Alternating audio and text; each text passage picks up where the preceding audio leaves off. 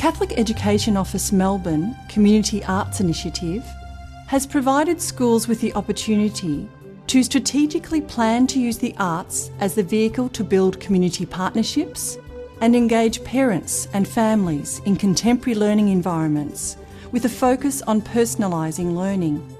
In the successful school examples featured, every possible opportunity was taken for families and their children to work together, be it school, home, or in a location that made learning more meaningful and authentic. We did a production on a story based on Plum Puddings and Paper Moons, written by Glenda Millard, and it was a musical performance that we did in the amphitheatre. We chose photography because we saw that as the ideal medium for this project, but also we saw it as a great resource for the future in terms of children's learning and their engagement in the curriculum and inquiry and contemporary learning practices. Our community arts project has been to build a garden within our school grounds, a tranquility garden. We started with the sustainability unit at the start of the year, and then in term 2 the students did a design unit where they designed the garden, and we've now had our family fun days here where we've created the garden, and at the moment the parents, students and parishioners are here making the artwork to go within the garden. As a principal, I understand that our children's outcomes are directly dependent on the work and engagement of not just our teachers but also our parents and those in the community, because our children are not living in isolation, they're not learning in isolation, and they're not going to remain in isolation for the rest of their lives. So one of the key things that we were able to do in this project was we were able to get the children out of the classroom. This is a group of year senior students, they're grade 5 and 6, there's 10 of them, and what they're doing is working with Renata from The Big Fish, and they're creating some of the props for our performance. It's a way to offer our skills and our ability and open up our workshop to people who may never have that opportunity. A lot of people think this place is magical, so it's a chance to give back to the local community.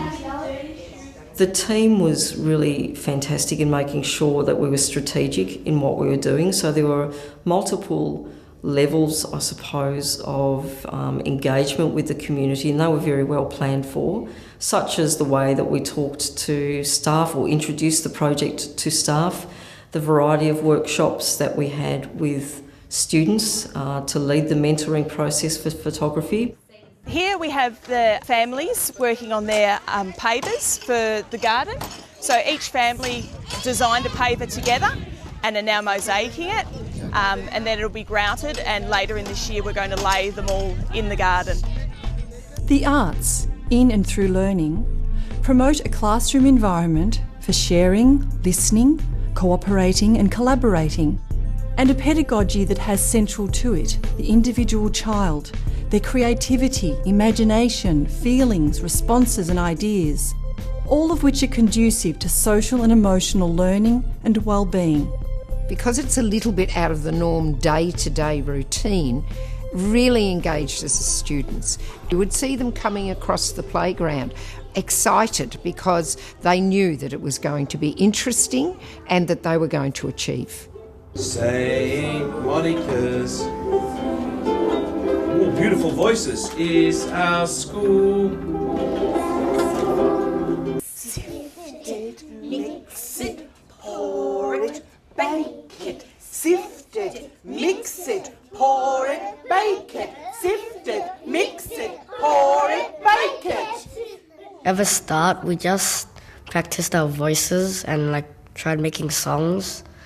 Then later on, we practiced with the instruments. And then for the last step, we just put it together and started acting. Stop that clattering! Stop that scraping! Stop that clicking! Just be quiet! It was good having Vanessa because we knew that this was going to be a really good project, because if they'd brought in a professional, it meant it was big. And she shared some really good tips and things like that, so it was really helpful having her, and taught us all these good things that we could put into our own image, so it could be her knowledge and our creative thinking put together. In our project, we chose to use our own expertise and our own staff in the project. We wanted to spread our wealth and spread the funding too over a longer period of time. But within that process, we've uncovered a lot of talent within our own midst. I am a qualified interior designer, and I came in and did some lectures and taught them about design principles and elements and how interior design can help them with their landscaping and designs. Parents are the first and most important educators of children. When schools and parents work together, the chances for children and young people improve. It is widely acknowledged that a great deal of learning takes place outside school. The role of parents, family members and the wider community in supporting learning at home and outside school is crucial. Our parents, many of whom don't speak English, feel more comfortable if they can come in and do something like help paint a banner, come in and create a piece of artwork that is particular to their culture, come in and cook. Everyone feels that they can come in and cook. So welcoming people at that level is a starting point. Then once we've built the relationship, it allows us then to move together into other, perhaps more sophisticated, more educational platforms. But the arts allow us the entry. I think this is a very good project for the parents and the teachers get together, because it's get more like for the parents understand of the project of the school and the students, and they know what's going on. It's good for people to get together and work together as a helping hand. One of the things that we really want to do with our parents is bring them along on that contemporary learning journey with us. And so to do that, we need to get them in, seeing the children engage in contemporary learning activities, and then see the value of it. Everyone, this is Bill. I really know him because he's Samuel's dad. My son, I think, quite enjoyed having a parent involved in the project. Certainly Sam's music itself has improved a lot this year, and he's developed a lot more enthusiasm to the point where he's got a little group going together with some of his friends from school here. Great part about this is that we're having parents here who we've never seen before, so it's given them the opportunity to come and do things within the school and with their children, and it's been really successful in that regard. It's really fun being with your family, making the garden that you have designed, and also the other students that they've getting their parents to be involved with it, and the parishioners and all the other people that help in the community. As a teacher, it's been fantastic for the parents to be more engaged and more involved with their students' learning. We've had quite a few nights at the school where they've come along, and just to see the students, teachers and parents all working together is fantastic. Our parents coming in was good because we could share knowledge with them and they could share knowledge with us, and it was sort of fun having to do it with your family, so it was your family's needs, not just yours at school. Like, everyone got a say in what it could be. An angle is more better because you can see all the objects. You can take them from different angles, not just the website or that side. I'd just like to thank you for the opportunity for getting involved in the kids' education, and I think this is a great and worthy project, and yeah, I can't wait to get stuck in it. We have developed through the school a number of blogs, and the blogs are to help engage the students but also to help engage the parents in the student learning, making a link with home and school, and that was to support us to document the process that we undertook, but also to reflect and to get some feedback on how the project was going. The blogs definitely give the students a wider audience. They get feedback on their work, and we also got feedback from places beyond our school. So people in New South Wales have looked into our blog, and also people from overseas.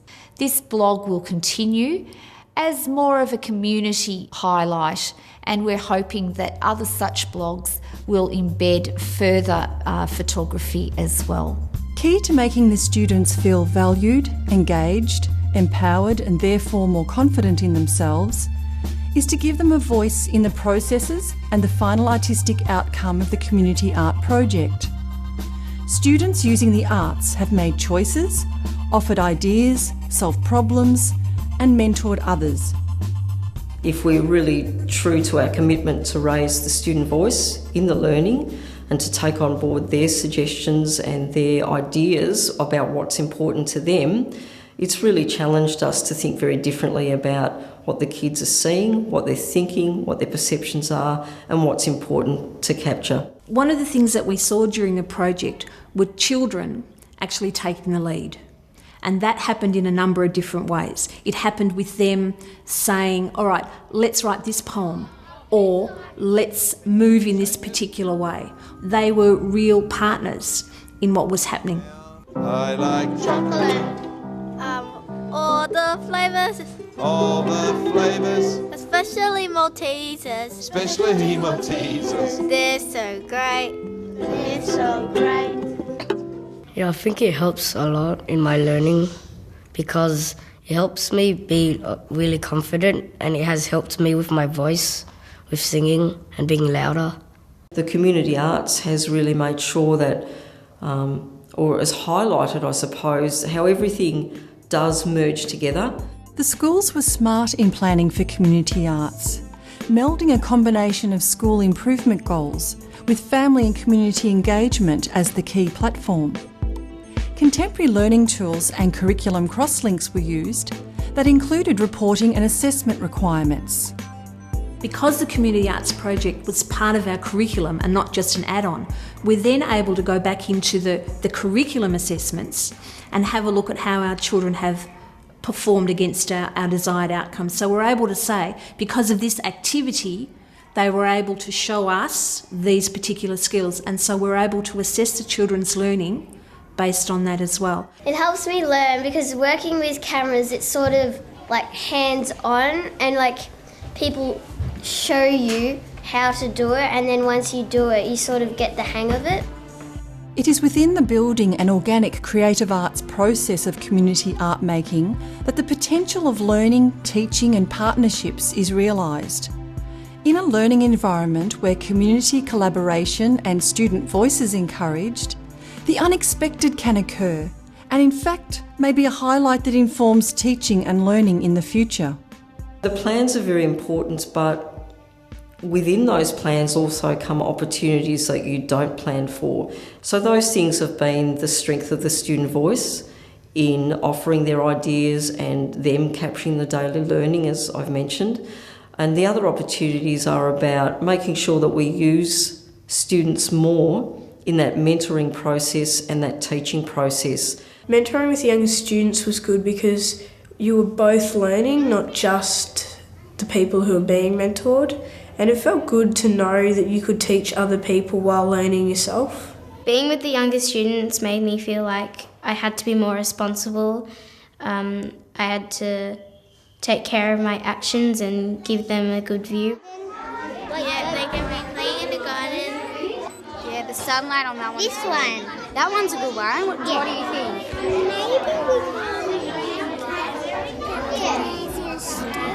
Yeah, the bears in a story. It is usual for schools engaging in community arts to work towards the production of a final artistic outcome or product. This visual reminder of the project can be essential to representing the journey of the art making and community learning, and serve as an expression of what the school and community stands for within its Catholic identity. The measure of success has been about the depth of the conversations, the shared language that we hear from students, parents and staff, and the excitement and understanding that has grown as a result of the project and our understanding of who we are at St Luke's and what are the things that we value at St Luke's as a community. Now I know more families and I know more students, and they know me more than they used to.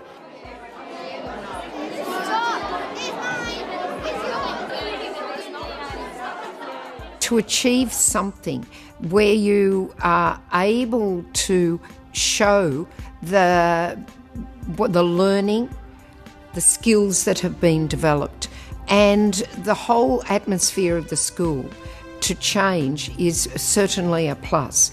To other students who have never done this before, I would just tell them to step up and go over their fear so they can just have fun and be involved. If I was to say anything to another principal about taking on board a community arts project, I would say, do it. And if it's very small the first time, that's okay. But work for success. Do something that you know will have punch for your kids. Get a win. You can always build it. Start small, get a win, feel good, have good outcomes, and then you're set for the next step, because that's what learning is. Take a small step, evaluate, review, and then take a bigger step. And that's what we want. Steps forward for our kids.